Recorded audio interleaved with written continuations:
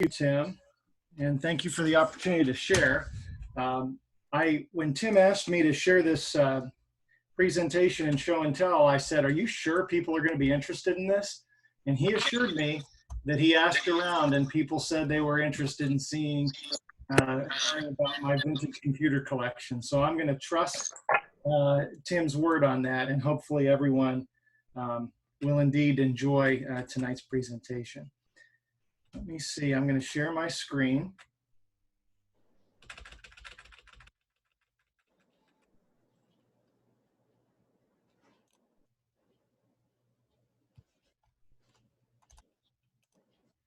Okay, can I get a thumbs up if everyone can see the slide presentation?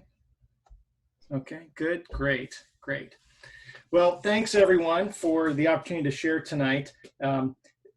This is just my humble shack. This is not the Arecibo Observatory. I'm sorry to disappoint, but hopefully you'll enjoy it anyway. I'll start by giving a little bit of personal professional background.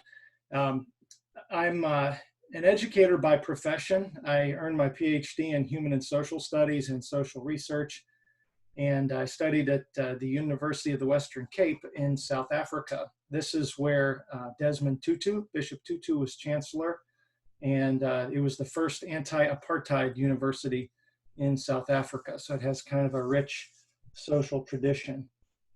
I spent a number of years, about a decade, in school administration at Valley Christian Schools in Youngstown, Ohio.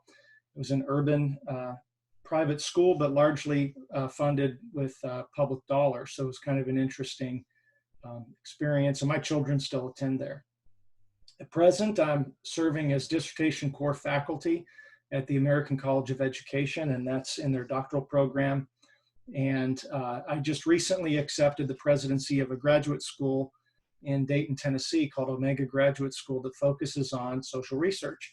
And I'm basically doing a turnaround with that school and hoping to set it on a course for the future. They have a costly aging campus that I'm hoping to transition them to a more technology-oriented delivery system and bring them into the 21st century. So I'm enjoying that.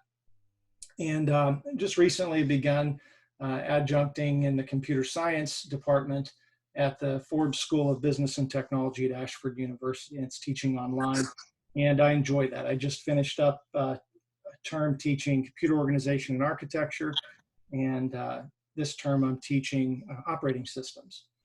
So practically, my first job was as a programming intern at Werner Ladder Company in Greenville.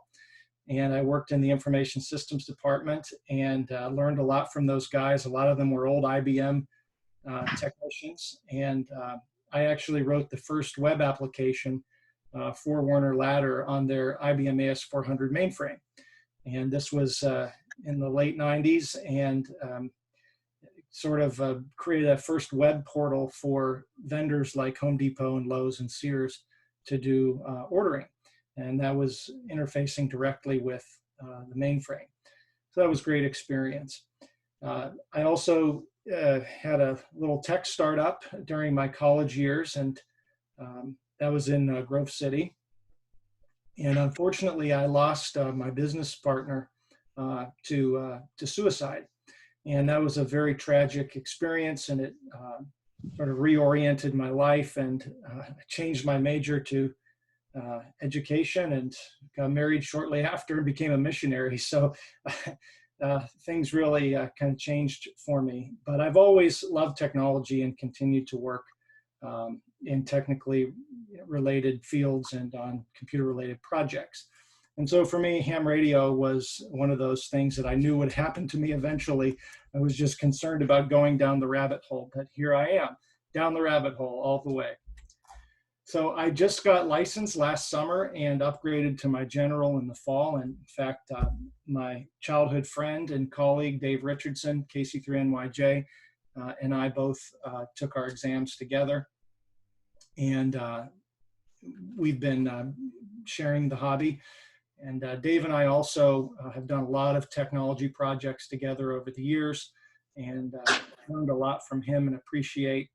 Dave is a true computer scientist. I'm a tinkerer at best, but Dave is the real deal. And we run a small nonprofit in the Reynolds West Estates. Dave operates a community computer lab, and it used to be funded with, it was a Neighborhood Networks grant from HUD, but he does after school programs for the school age kids, and then adult education classes, and helps people with things like job applications and Social Security benefits and things like that. So it's a great community service.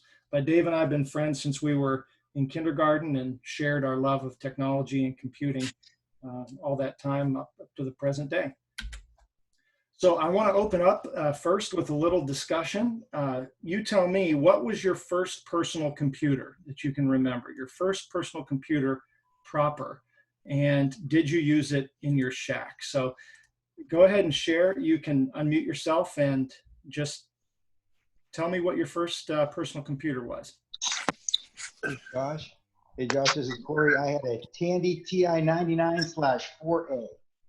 Oh, yeah. So that was a Texas Instruments TI-99/4A.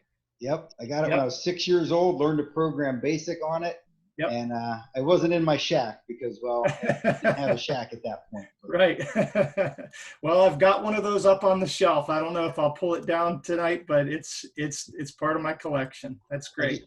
I just remember old CS1 to load programs from tape. Hey, Josh. Yeah. I had a TI-99/4A also. Yep. I was working for Texas Instruments at the time, got it at a great discount, and the company lost $500 million on it trying to compete with Commodore. Yeah. And it's a shame. It was the technology more advanced. It used the same chipset that I was working on making weapon systems. Wow. Very advanced chip in the day. But TI was run by engineers, not business people. So it cost the company $500 million. Yeah, I've heard the legends of the debacle that was the TI-99/4A, and then Texas Instruments largely got out of the personal computer business after that, right? Yeah, the other mistake that they made was they were greedy. You could only plug in ROM boxes, if you will, and they were not willing to open that up to outside vendors like Apple was doing. So as a result, anybody who was entrepreneurial went to Apple II rather than Texas Instruments or Commodore, even though TI had a better PC from a technical standpoint. Mm-hmm. Yeah. Dave and I were at a vintage computer festival 2 years ago out in New Jersey, and he insisted that I buy a TI-99/4A cartridge of Hunt the Wumpus. And I do have that cartridge, but I have yet to play it. So I don't know if anyone has attempted that game, but it's kind of iconic to that machine.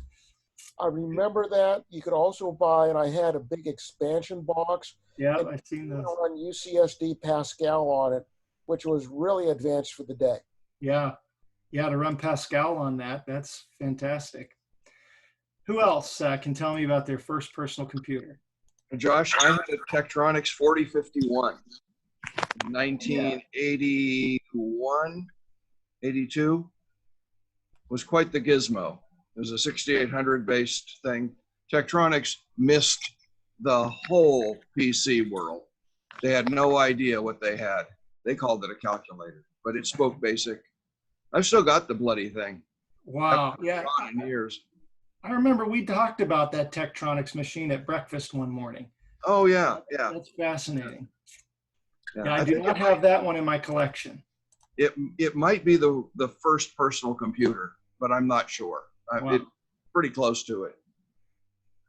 Anyway. Yeah. Someday I'll get 4 guys and they'll help me haul it down the stairs. I'll bring it in and let you see it. Yeah, that's great. Who else? Anyone else want to share? Josh, I had a Commodore 64. All right, Alex. And a daisy wheel printer. Very good. Excellent. This is Art, KB8UNJ. I also had a Commodore 64. Still have it. It's over on the shelf. Great. Well, you'll get to see my C64 tonight. Anyone else? Did anyone have a Radio RadioShack Shack? color computer. I'm sorry, who was that? I had a RadioShack color this is computer. Tom,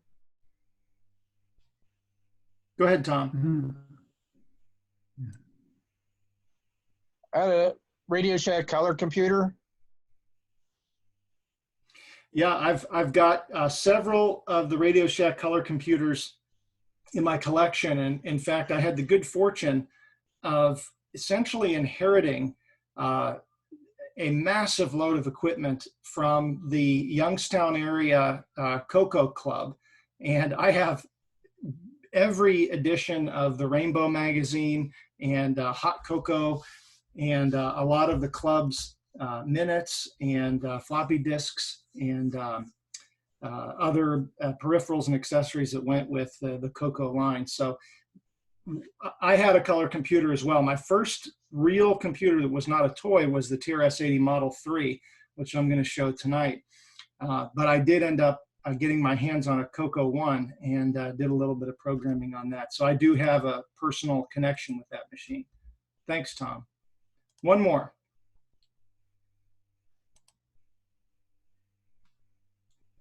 This is Ted, N8MP. I used a lot of computers at work, but my own computer first time was getting a gateway with Windows 3 on it. So that was the first thing for me. Yeah, great.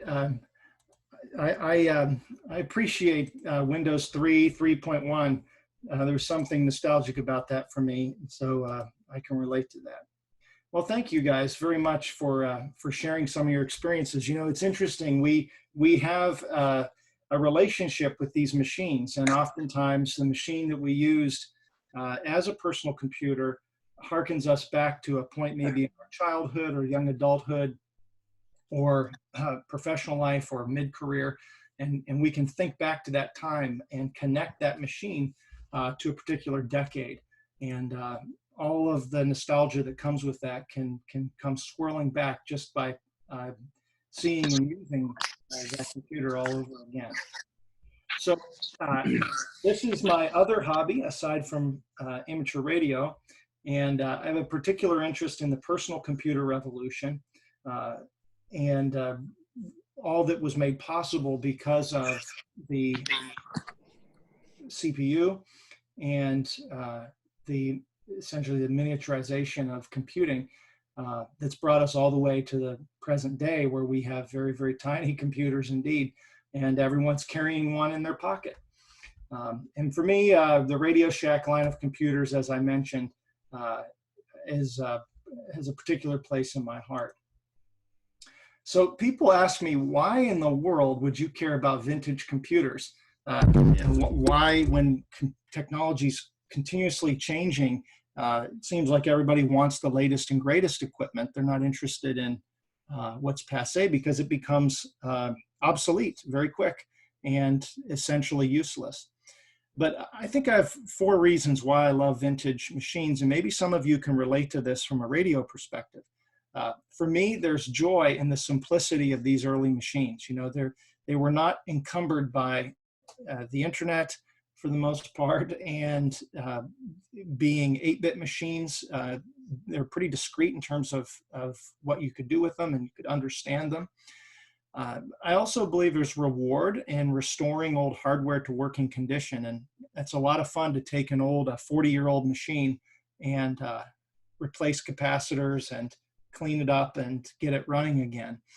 And 3, I think there's excitement in pushing old hardware to new limits. So one of the things I'll show you tonight is I have an old IBM personal computer, PS2 Model 30, connected to a Wi-Fi modem, and you can get on Telnet-based BBSs. And I'm going to try to show you. I'll connect to an amateur radio bulletin board system. Maybe some of you remember the BBSs from the late 80s, early 90s. And this one in particular still has a door that allows for packet radio. So you can connect to the BBS through packet radio as well. But it's neat to take that old equipment and make new hardware for it, or new hacks, so to speak. And lastly, I like to think that new is not always better. We tend to believe this, I think, as a society, that that just because something is new, it's better. Sometimes the older equipment not only is perfectly acceptable, but there's still a lot of use and fun to be had in it. I think about C.S. Lewis, who said sometimes the most progressive thing someone can do is to turn around and go back the way they came. He also spoke of chronological snobbery, thinking that just because something's old, it should be discarded. I don't think that that's necessarily the case. So here in the picture, you'll see a shot of the QTH for W6YEC. He's an old friend of mine. Dave and I used to work with him through an organization called Vision International. His name is George Runyon. He's in San Diego, California. And his hobby is restoring Drake radios. So he loves old vintage Drake radios, and he restores and repairs them for himself and for others. And he runs a net on 80 meters just talking about restoring Drake radios. So I don't know if anybody in our club is particularly interested in older equipment or older radios, but this is George's hobby is a good example of doing just that. So for me, I also have a particular fondness for the 1980s. In fact, my HF rig is an IC735, and it does just fine with even the new digital modes, but I love having a computer from the 80s. These two rooms are actually on the other side of my shack. This is like a hangout that I created for my kids. And you can see a vintage Pizza Hut that I built for them on the left, and a vintage arcade on the right. And so we've got a particular fondness for the 80s is all around, not just the computer technology, but sort of the ambiance and the nostalgia that came with it. So I got to thinking about the relationship between radio and computing in general, and there's so much that we share in common between these two hobbies. But the reality is both technologies have evolved together, from the vacuum tube all the way to the transistor. And we can even think back to the telegraph and the early days of sending Morse code, and how that was sort of a predecessor or a precursor to what we now know as binary. And it's essentially on-off signals. They're dits and dahs, but and binary is just electrical pulses on and off. And binary powers everything in our computers, even to this day. I think about the relationship between AC versus DC circuits, and of course analog versus digital circuits. And I've had to learn a lot about AC and a lot about analog in the ham radio hobby. My mind was so wired for digital circuits, it's taken some getting used to think about things in terms of impedance and things like how inductance factors into a circuit. You know, in the early days, I did some research on some very early software on machines like the Commodore 64 and the TRS-80 color computer. And of course, people used those early machines for logging, but because data was so unreliable, if you saved your log to a cassette tape or to even a floppy disk, it was very unreliable. So there's no guarantee that your log was going to be there tomorrow. But as computers have continued to evolve along with the hobby, of course, we now enjoy all the fruits of the digital modes. And it was error correction technology in serial communications in computers that have made the wonderful world of digital communication on radio possible. So even FT8, for example, with forward error correction, all of those algorithms were birthed in computing, and they've made wonderful things possible now with radio.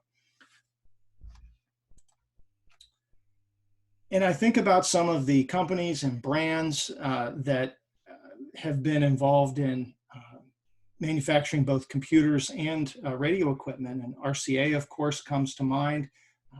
RCA's own microprocessors and integrated circuits, and of course, Texas Instruments, as Harry mentioned, and also Tektronix was mentioned earlier. But I think about Heathkit. Can everybody give me a show of hands if you had any kind of Heathkit, a radio or a computer? Yeah, I see lots of them. And I'm going to show you a Heathkit microprocessor trainer this evening. But of course, then we have the RadioShack branded computers and the sort of symbiotic relationship between computers at RadioShack and radio equipment itself. And then there was all kinds of DIY hardware for the early 8-bit computers in amateur radio. And one of the things I would love to do is to get a RIDI interface working on one of these old systems. They exist. I think there was a Cantronics adapter for some of these old machines. In fact, I had a Commodore 64 that came with a sort of a homebrewed ham radio interface, and I sold it on eBay before I became a licensed ham, and now I severely regret selling that thing, because now I would love to play with it. But down below is a picture of a screenshot of a RIDI terminal on a Commodore 64. So that's something I would like to play with at some point, is getting some of these old machines on the air. And then I think about how far we've come from teletype machines to, of course, radio teletype, now all the way to SDRs. And I think SDRs are probably going to be the future of radio. And as we have more and more processing power, more and more capability, they become all the more convenient. So I know I have several SDR-based radios myself, including the Zygu G90, which I think some of you have seen in my vehicle, which is an SDR-based radio. And Dave just recently built an SDR-based transceiver kit as well. So there's this relationship between computing and radio that goes back as far as computers, at least. Radio far predates computers for sure, but all of the ingredients were there, and they've kind of grown together over the decades. I want to share several of my more interesting parts of my collection with you tonight, and then I'll go into my shack and actually show you some of these things. So I'll walk through this and then give you a guided tour. The first one I want to mention is the Cardiac from Bell Labs. This was a, Cardiac stood for the Cardboard Instructional Aid for Computing. And it was a cardboard computer. And the idea was that Bell Labs would ship these cardboard computers to schools, because there was no way that schools could afford or have access to computers at that time. But they wanted to start training young people to understanding how computer architecture works. And so what this is it is a manual cardboard-based computer with a whole bunch of little pull tabs and memory slots that you can manipulate, and it is a functioning computer. It's not only Turing complete, it can do the whole fetch execute cycle. And this particular little educational aid is very special to me, because it really helped me understand computer architecture in a way I hadn't before. And I wrote a little emulator, and it can run programs, believe it or not, as a cardboard computer. So I had the good fortune of acquiring an original shipping box from Bell Labs with 5 or 6 of these cardboard computers in them, and I'll show one of those to you in just a little bit. This is the COSMAC Elf. This was based on the RCA 1802 microprocessor, which was used in the Hubble Space Telescope and Galileo and Magellan and lots of amateur radio satellites as well. And this processor, because of its wide use, in particular in the space industry, got a lot of attention and use by hobbyists. And so this machine, the COSMAC Elf, appeared in 1976 in Popular Electronics, and it was a kit that you could build to learn how microprocessors work. And I'm going to show you a COSMAC Elf simulator that I'm working on my workbench, and I'm trying to replicate the original design. This is the Heathkit E3400 trainer. This was 1976 as well. This was based on the Motorola 6800 processor. And this was a microprocessor trainer as well. And you would input programs using machine code. And there was a little breadboard on there, and you could do some digital electronics as well and interface directly with memory and the CPU. So I have one of those, and I'll show you that little trainer this evening as well. This is the MITS Altair 8800, 1976. This is widely credited as being the spark that ignited the fire of the personal computer revolution. There's Bill Gates next to an Altair. This machine appeared on the cover of Popular Electronics as well, and because it was based on the Intel 8080 processor, it was quite usable and extensible. So people built lots of add-on modules for it, and in a short period of time, it had disk interface, and you could interface with it on the terminal. And what really made it famous, though, was that Bill Gates and Paul Allen, while at Harvard, wrote a basic interpreter for the Altair 8800. And the story is that they were on their way to Albuquerque to sell their basic interpreter to the owner of MITS, and Paul Allen realized he had forgotten to write a bootstrap loader, and so he did it on the airplane, and miraculously it worked. And they did this on paper tape, by the way, paper punch tape. So I'm going to show you a replica that I have of the Altair 8800, and I'm going to show you a spool of paper tape, which has the original Microsoft BASIC interpreter code punched onto it. Of course, there's the Apple II line, which Tom, I'm sure that when you were working in the schools, you had Apple IIs, but they were widely used. They were in my elementary school, and these were based on the MOS 6502 processor, and which was also used in the Commodore 64 and the Atari 2600 and several other machines. Of course, Steve Jobs gets all the credit for Apple, but it was Steve Wozniak who was the real genius behind the engineering that fueled the Apple I and then, of course, the Apple II. So I'll show you a couple different permutations of the Apple II that I have on display. This is the TRS-80 line. I have a TRS-80 Model 1. And I also have the TRS-80 Model 3, which is pictured here. This was based on a Zilog Z80 processor, and this was used more in small business applications than as a home-based computer. But this was my first computer. In fact, my computer teacher in school gave me one of these, and Dave and I think I was in maybe 6th or 7th grade, and Dave helped me lug this thing onto the school bus. And this sat on the school bus in the seat next to me, and I took it home. But I was just so excited to have a real computer that I could learn to program on.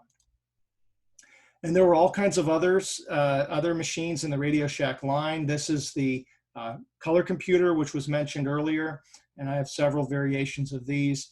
This was the TRS-80 Model 100, which was really one of the first laptop computers. It was a pretty sophisticated and usable machine. It was used by a lot of field reporters in the media, for example, and there was a acoustic coupler modem that you could link up and send your stories back to the press room.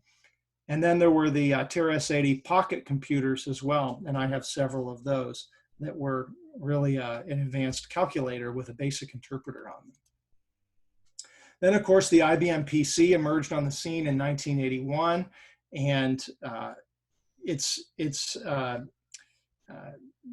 architecture ended up becoming the industry standard. And so we all know about the IBM PC standard, and this word PC, personal computer, was coined by IBM, and it became the market leader. And it's not surprising given IBM's resources, and once they got into the personal computer market, they dominated it. This is pictured here as the model 5150, and I have one of those in my collection. This was the first IBM PC proper. And I also have a PS2 model 30. IBM had a line called the Personal System 2, and those were both Intel 8086 processors. This is an unusual one. This was the Osborne 1, which was the first portable, or as they called it, a luggable computer. You can see this guy looks like a big briefcase, but the idea that you could bring your computer with you on an airplane was pretty revolutionary. It ran CP/M as an operating system, and it was relatively unsuccessful just because it was just a big clunky thing and a tiny little screen. But I do have one of these, so I'm going to show you that computer tonight as well. Here's the Commodore 64. We heard that mentioned earlier. This was an affordable 8-bit machine with superior graphics and sound. People are still doing extraordinary things with the Commodore 64. Even to this day, people are writing new software for it and pushing it to its limits. It really was an amazing little machine, and had a very loyal following all the way into the 1990s.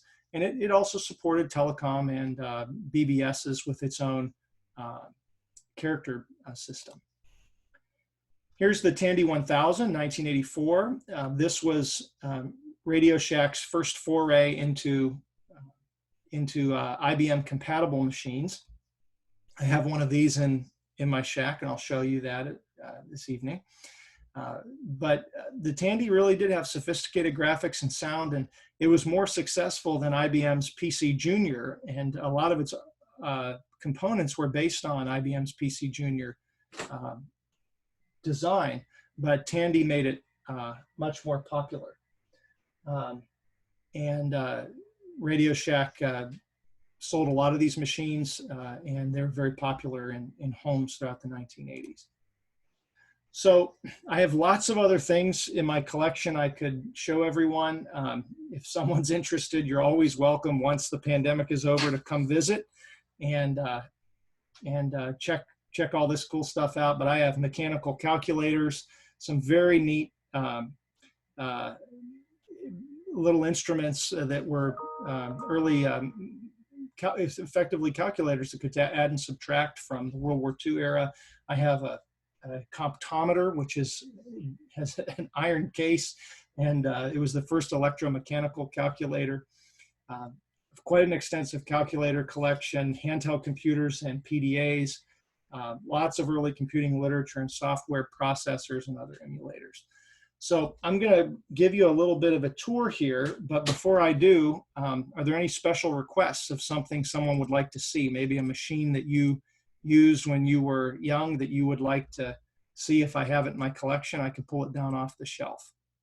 So any special requests? Do you have any Digital Equipment Corporation computers? Okay, so actually I have 3 DEC terminals sitting right next to me, and I have the original boxes and everything, Harry, and I've been trying to develop or build a keyboard emulator. There's code on GitHub and a little circuit with an Arduino, because I don't have a functioning DEC keyboard. So I do have DEC terminals, but no functioning keyboard. So until I do, I can't really get past the keyboard error, and I'm not sure if these terminals are fully functional or not. I bought them from a kid in Alliance who posted them on Facebook and said, "Old computer monitors." So I offered them $25 a piece, and I have them sitting here. But one of the things I would love to do, Harry, there's a guy in the Netherlands that sells a kit and it's a simulator that you build, and it's, I don't know, there's probably 30 or 40 LEDs that you have to solder in, but it's a Raspberry Pi based PDP-8, and it emulates simulates, I should say, the PDP-8, and it looks just like a beautiful wood grain and the brown and the yellow. There you go. Thank you. Is that PDP-11? Thanks, Harry. Yeah. So yes, I would love to play with some of the DEC stuff, and I did have to take a VAX class in college, so maybe at some point I'll play with that. Yeah, back when I was at Pitt in the late 70s, I programmed PDP-11 in the medical school, and I later had a job many years later programming PDP-11. So that was like one of the first decent commercial mini computers. It was the industry standard for many years. Yeah, and boy, were those attractive looking machines too. I just love the aesthetics of those, the PDP line. So yes, Harry, that's on my bucket list to tackle one of those for sure. Anyone else? Okay, well, I'm going to transition over to my other camera. So just give me a moment.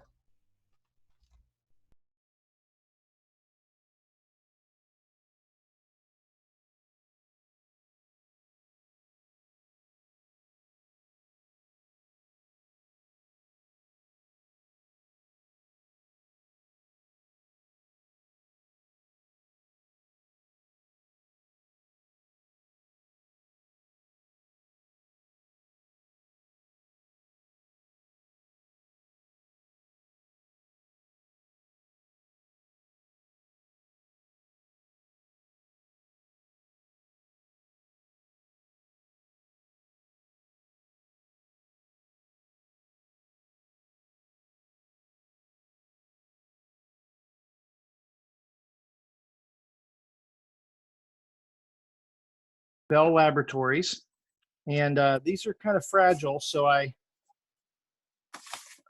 be gentle with it. This is from 1969, remember, but you can see it was a perforated cardboard kit that you would assemble, and then there were instructional programs in the manual that would show you how to operate essentially machine code for this paper computer. It was really a genius idea that Bell had in an age when people just did not have, especially schools, did not have access to computers proper. So here's the cardiac. Next, this is the Heathkit M3400 microprocessor trainer, and you can see there's a hex keypad there. There's a few LEDs, LCD displays, and then a breadboard and some other things for doing experimentation on this Motorola chip. So this was really a neat little system for learning about microprocessors.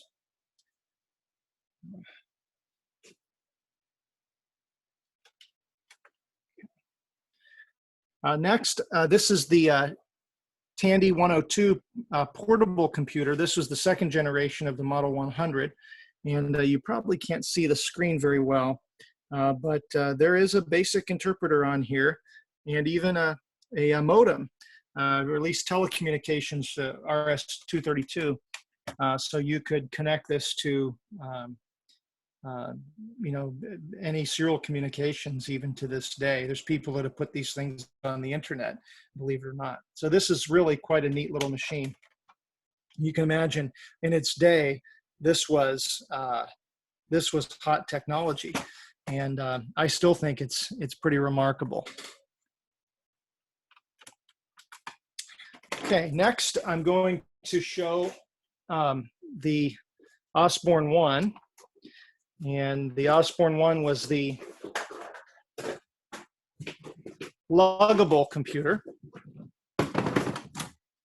And so here it is. You can see this doesn't feel very portable, does it? But it's like a very heavy suitcase. This thing probably weighs 30 pounds at least, I would say. So I can't imagine it being convenient to bring this on an airplane, but someone did, apparently. So I'm going to open this up for you. Now, I'm not going to boot it because I did boot. I have booted it before, but I know that I need to replace some capacitors in here, and I don't want to let the magic smoke out tonight. But there it is. This is the Osborne 1. You can see a tiny little screen there, dual floppy drives, and here's the detachable keyboard. This unit is actually in remarkably good condition. So it's one of my favorite pieces in the collection. I'll show you very quickly. These are a lot of the box machines that I have, including the whole color computer line, Commodore VIC-20, several Commodore 64s, some of the Sinclair machines, including the Timex Sinclair Personal Computers and the ZX Spectrum, which was a popular computer in the United Kingdom. Go over here now. This is the Altair 8800 simulator. I'm going to turn this on. And okay, so there it is with the front panel illuminated. And what I have here is just a dumb terminal. And this dumb terminal is connected to the Altair. And so I'm actually going to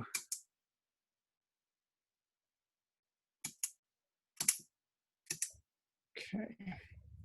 And so the way you would do this is you would input programs using the toggle switches on the front panel. But I'm just going to run 16K basic.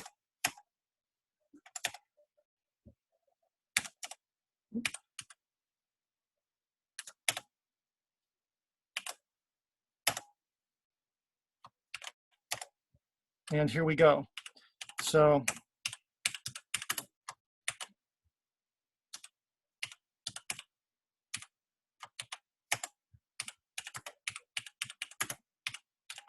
there's a quick basic program.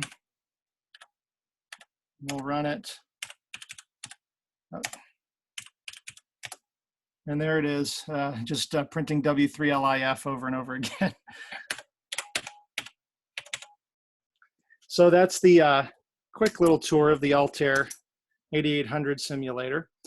Back here, I also have a TRS-80 Model 1, which also needs to be recapped. Up above, I think you can see there's the Texas Instruments TI-99-4A, so that should bring back some memories for many of you. And there are also several other peculiar machines up there. There's an Atari 800, there's a Tandy 1000HX, there's a Mattel Aquarius, which was Mattel's attempt at the personal computer revolution. So this is the TRS-80 Model 3. This was an all-in-one unit. In fact, RadioShack re-released this Model 3 because the Model 1 had such terrible RFI that they had to encase it in a single case, and there's shielding all around this because it was not meeting FCC regulations. So that was the main reason why they re-released the TRS-80 in this Model 3 form factor. And yes, that is a Kenwood 2-meter all-mode transceiver up on top there. It's not functional, but I'll get to that someday. Here's an Apple II GS. Tom, I'm sure that this looks familiar to you with the Oregon Trail running on it. You probably remember that from the schools. This is a Sinclair ZX Spectrum. This was the most popular personal computer in England in the 1980s, and I'm working on restoring this one as we speak. This is the IBM PS2 Model 30. And if we have time, I'll show you the ham radio bulletin board system using the Wi-Fi modem, which is right here in a 3D printed case. Here's my 3D printer set up. But here's an old computer connecting on Wi-Fi. Next, this is the COSMAC Elf simulator that I told you about. I'm working on this on a breadboard right now. So This is not complete yet, but I'm just in the process of building that. And here's, of course, FT8 running on my transceiver. Here's the Tandy 1000. And if any of you had a Tandy 1000, it probably came with Tandy Deskmate.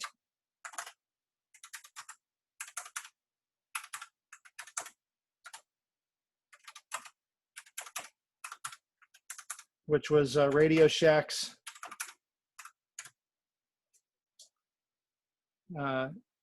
graphic user interface. There's that. And then here, of course, is a Commodore 64 with the basic prompt up on the screen.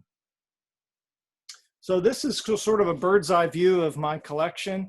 There's lots of other machines tucked away here. In fact, Harry, I have under this shelf, I have a DEC Rainbow, which is, I have not even tried to power it on yet because I'm convinced that I'm going to have to recap the power supply.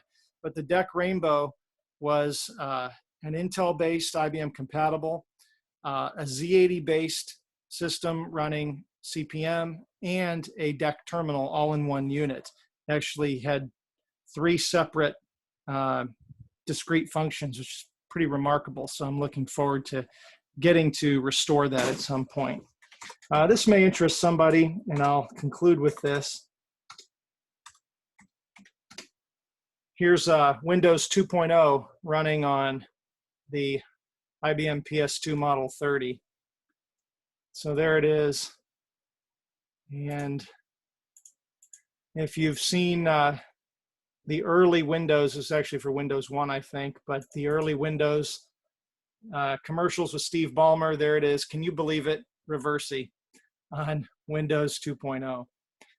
So there we have it, folks. If anyone's interested in this stuff, my QTH is your QTH, so you're always welcome to come and check this stuff out at some point. There's the original Macintosh, by the way. So that was the first Macintosh model. I have some other oddities like the Apple Newton, which was one of the first PDAs where you could, with a stylus that you could write on the screen, and so on and so forth. So I'm going to switch back to my other screen and then open things up for Q&A.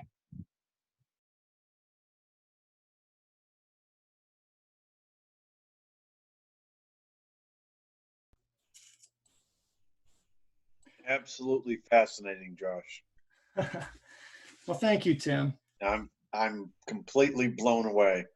That was a great presentation, and thank you for taking the time to put together the slides, and then your attention to detail in explaining everything. So, very, very, very good. And I kept watching Corey to see him smile when you would touch on points that were near and dear to his heart. So that I just kept score on the number of Corey smiles. Well, thank you, Tim. So just to conclude, I threw up some questions maybe to wrap up the evening with discussion. So here's some things to think about. How have personal computers shaped your experience? How have you integrated personal computers with amateur radio? And how might personal computers continue to evolve in the radio hobby? I thought we would just put that out on the floor and maybe take a stroll down memory lane some more and talk about some of the machines you saw tonight or some of the personal computer experiences you've had in connection with your amateur radio hobby. Well, Josh, I got a few quick stories here that, you know, how they shaped your experience.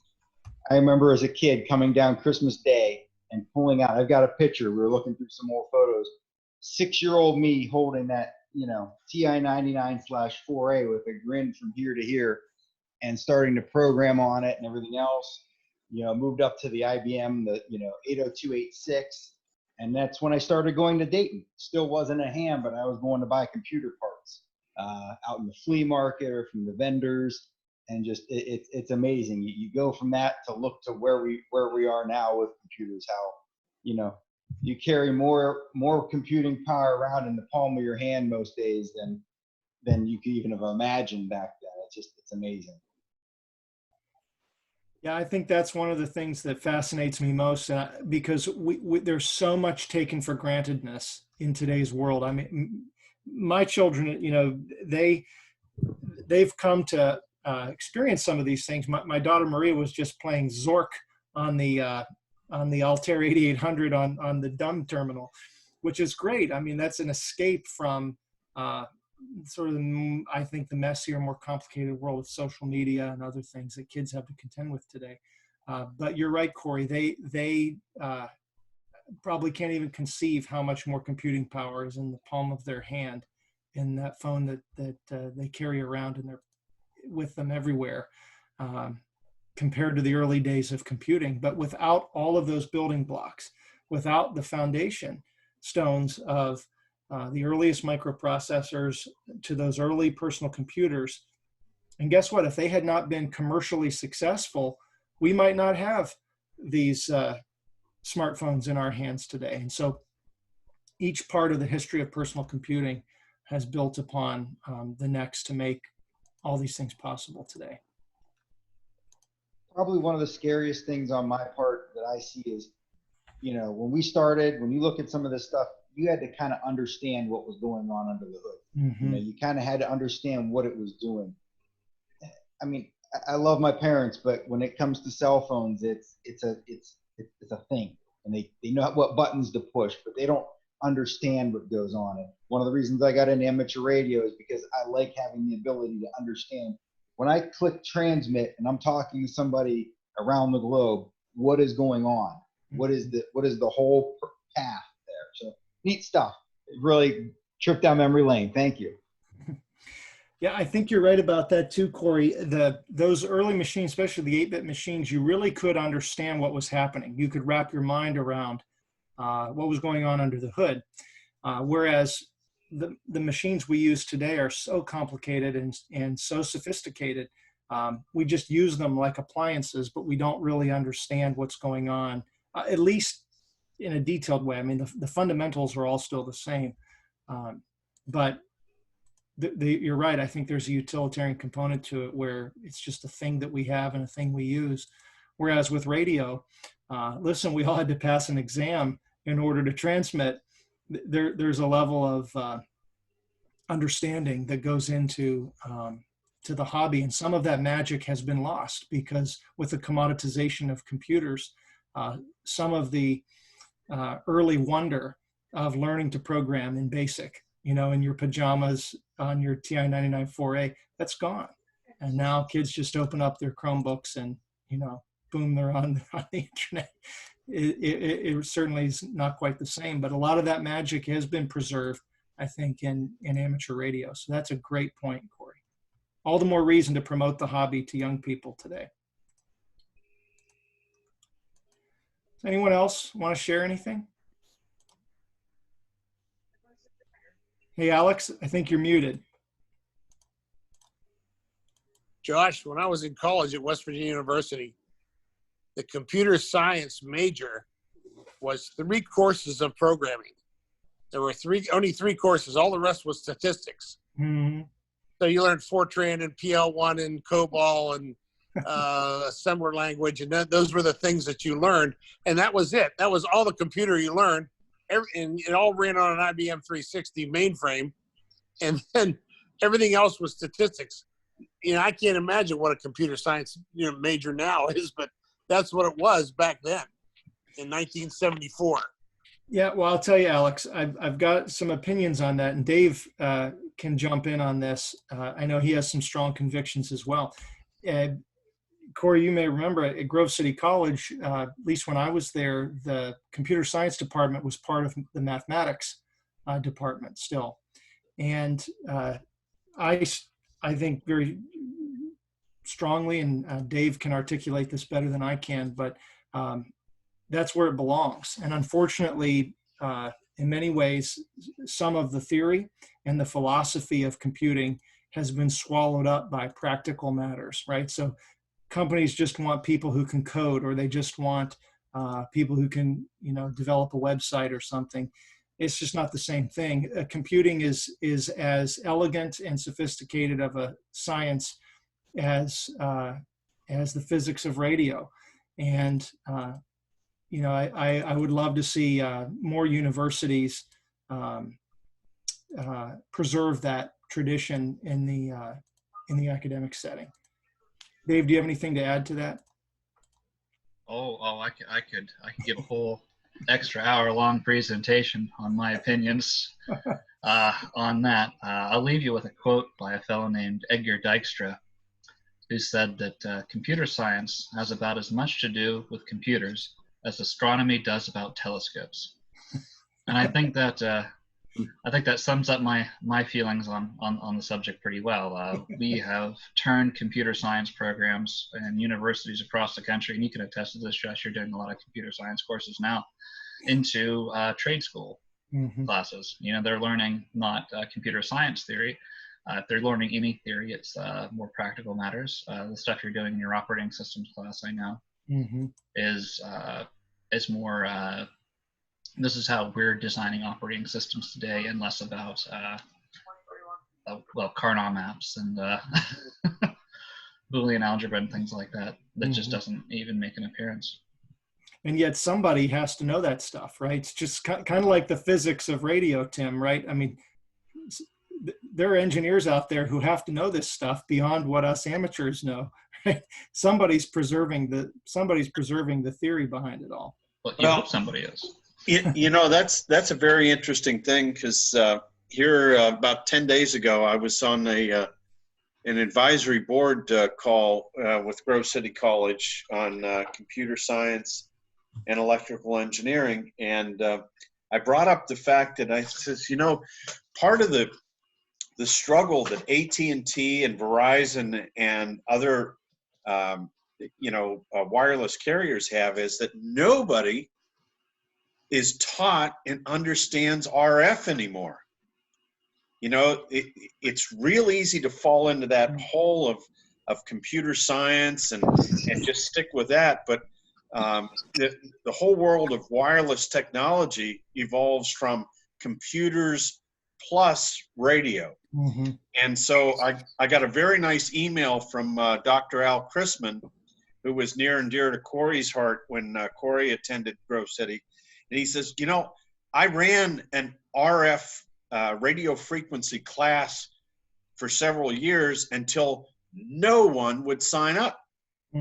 But AT&T and Verizon and these major carriers are starved for people that understand the magic, the physics of wireless. Tim? And so we got to make it glamorous again somehow. Hey, Tim, I sat in a Al Chrisman Electromagnetic Theory 1 class. I signed up for Al Chrisman's Electromagnetic Theory 2. And I'm sitting in class, and he says, well, we're not all here yet. Another guy walks in, he says, well, now that you're both here, let's start the class. So there was 2 of us, and that was back in 1998. Yeah.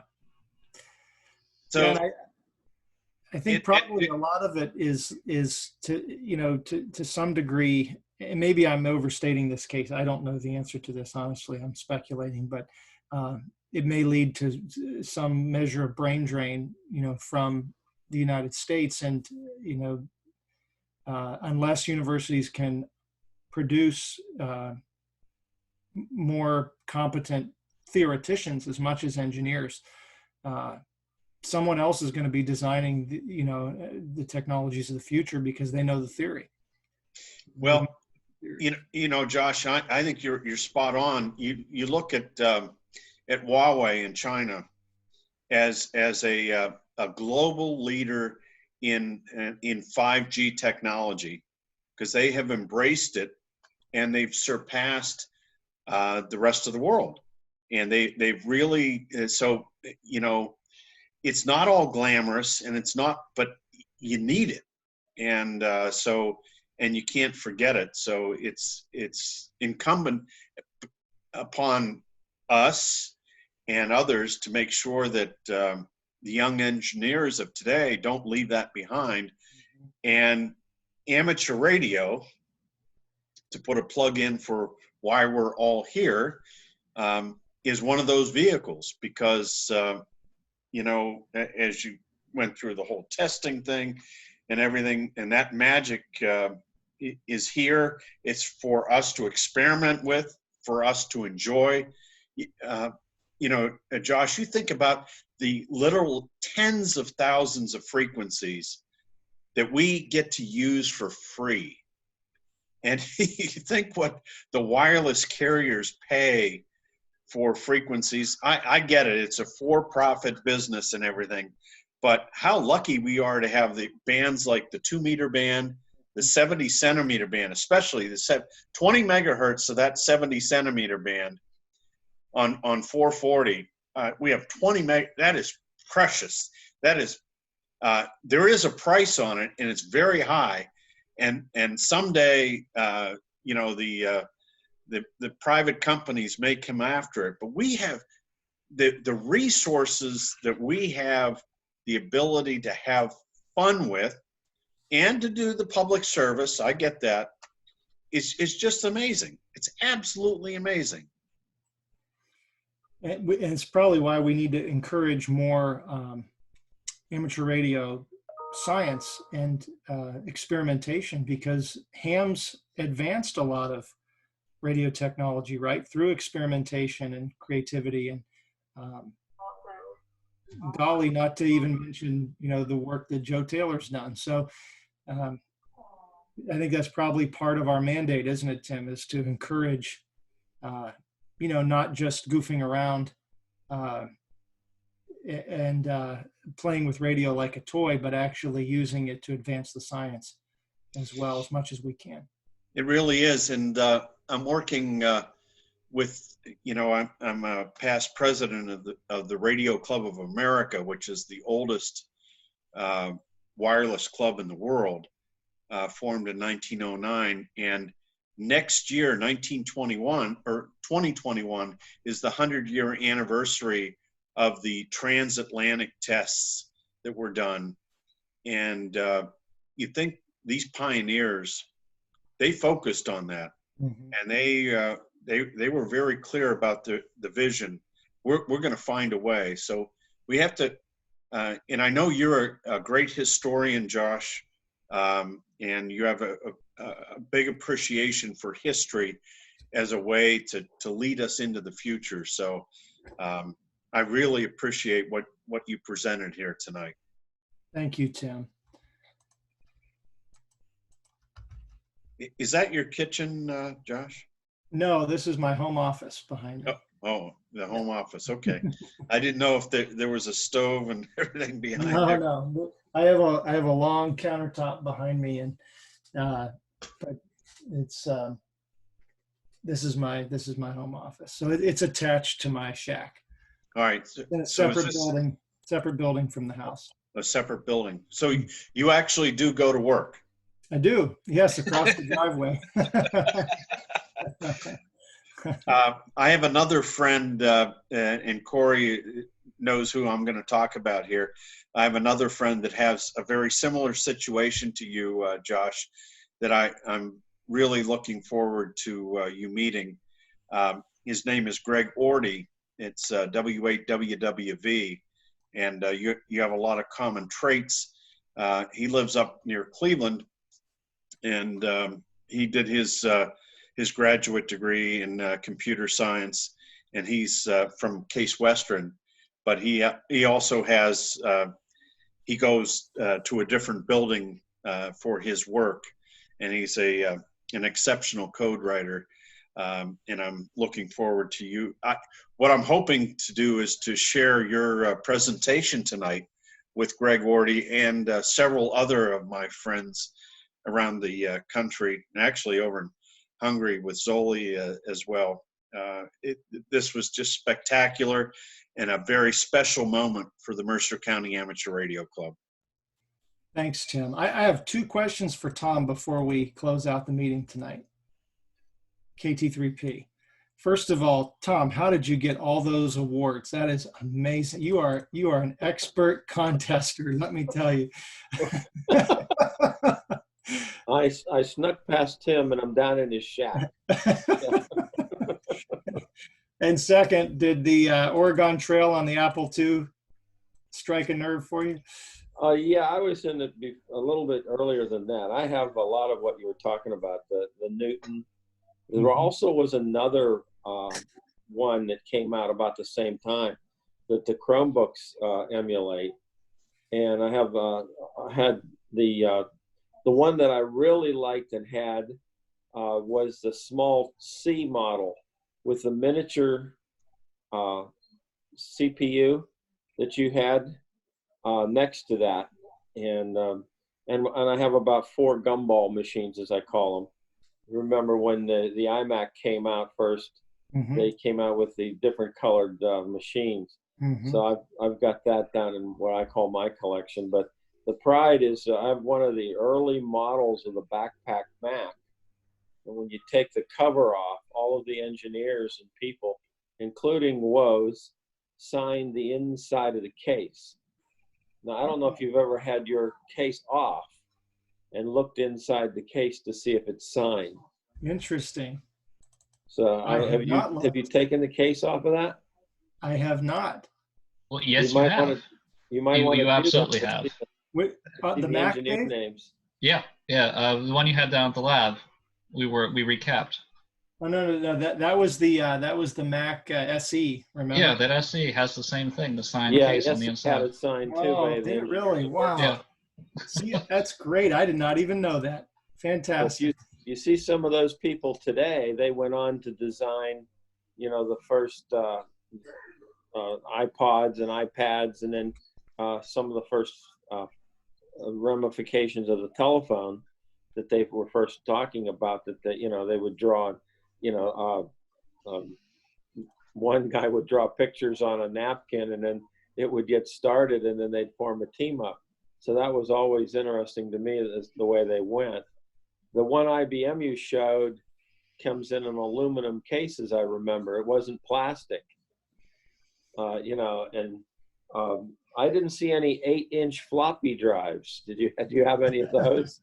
I don't have any drives, but I do have a box of 8-inch floppy disks in case I ever need them for some. Okay. Way back when, that's when they used. That's what they used. It was always something.